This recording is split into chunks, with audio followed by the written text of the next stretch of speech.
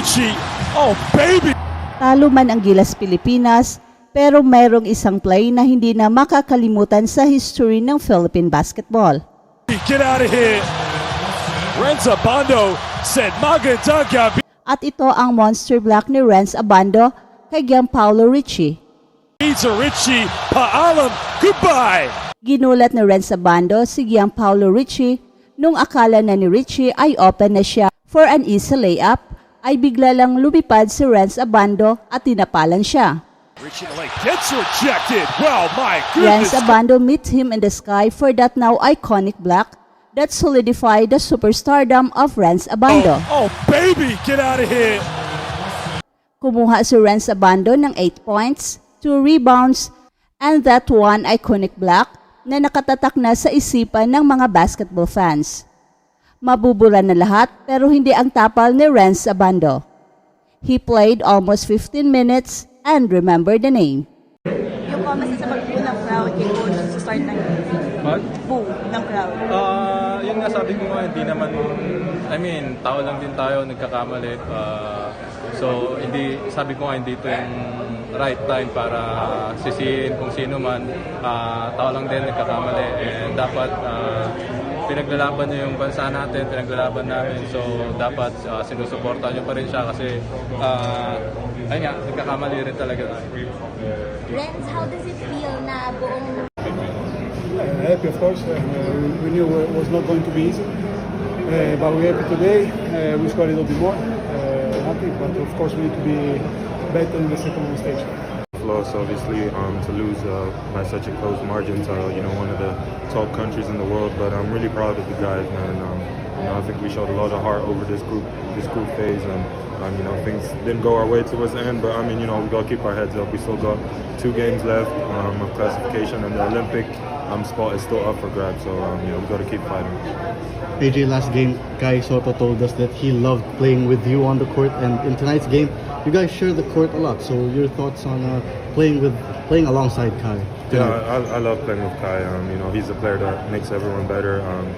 He's pass first, almost to a fault. I love playing with him. I played with him since the junior level, and enjoy the fact that we're still playing together at the highest level now. It's a tough game.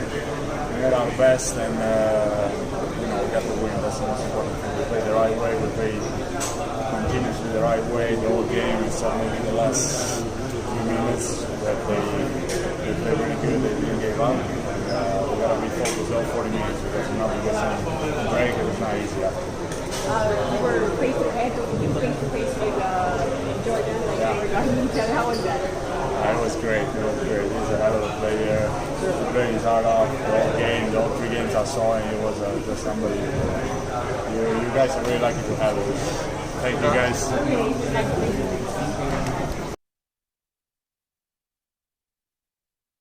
Samantala, ang Team USA ay nagtala ng kanilang Avengers sa araw na ipinagdiriwang ng Pilipinas ang National Heroes Day.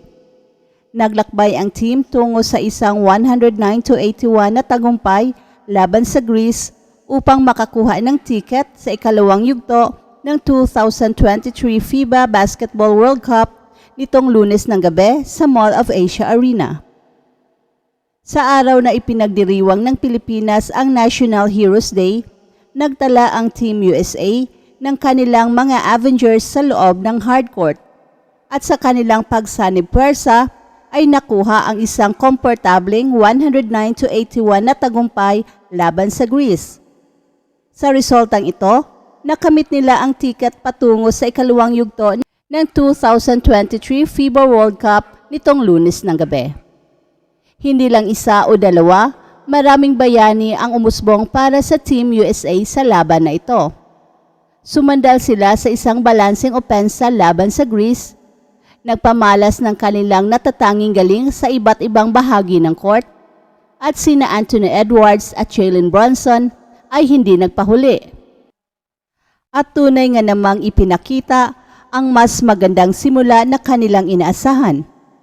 Sa kabila ng kawalan ni Giannis Antetokounmpo, ang Greece ay hindi nakaligtas sa abilidad ng US team na magbigay ng magandang opensa. At isa pang bayani na nagpakitang gilas ay si Austin Reeves, na patuloy na nagbigay sigla mula sa bench. Sa bawat pagpasok niya sa laro, nadagdagan ang energy at kumpiyansa ng koponan. Sa pamamagitan ng kanyang mga kontribusyon, lalong lumalakas ang puwersa ng Team USA. At habang umuusad ang laro, nakuha ng US team ang control sa puntos. Umabot pa sa 31 points ang lamang na kanilang nahawakan. At sa pagtatapos ng laban, naging malinaw ang dominasyon ng mga American players. Sa pamamagitan ng kanilang nakahandang pag-atake, maayos na depensa at malawakang pagkakaisa, napatunayan na ang Team USA na sila ang tunay na mga bayani sa larangan ng basketball sa gabi ng National Heroes Day. At ang Greece ay bumagsak sa 1-1 na talaan matapos hindi nakuha ang kanilang tagumpay mula sa unang panalo laban sa Jordan. Sa katunayan, ang Greece ay nakapagtala ng unang 4 na puntos sa laro, pero mula noon ay dinominate na ng Team USA ang laro.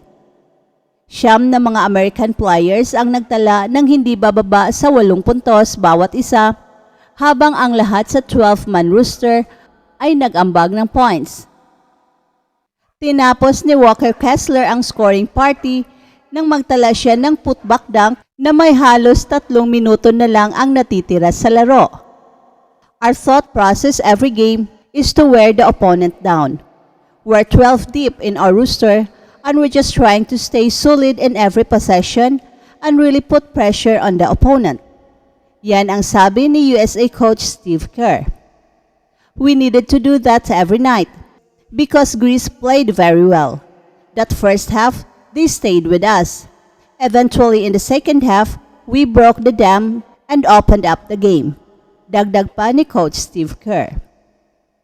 Si Austin Reeves ang nanguna sa lahat ng kanyang 15 points, 6 na assist, 5 rebounds at 2 steals sa loob ng 17 minutes of action. Habang sina Anthony Edwards at Jalen Brunson ay nagtala ng 13 points bawat isa. Si Bobby Portis naman ay nagtala ng double-digit na points. Samantala, ang kanyang mga kakampi ay nag-alaga sa opensa. Si Josh Hart naman ang nangunguna sa rebounding at husay sa pagmaneho ng bola. Kumuha siya ng pinakamaraming 11 rebounds kasama ang 6 na puntos at 5 assist. That's it for now, guys. Pero bago kami magtatapos, ay huwag kalimutan na huwag magpahuli sa mga pinakabago mga kwento at balita ng kasiyahan at tagumpay. Bahala na ang mga marites dyan, basta kami ay handang maghatid ng tunay na inspirasyon sa mundo ng sports.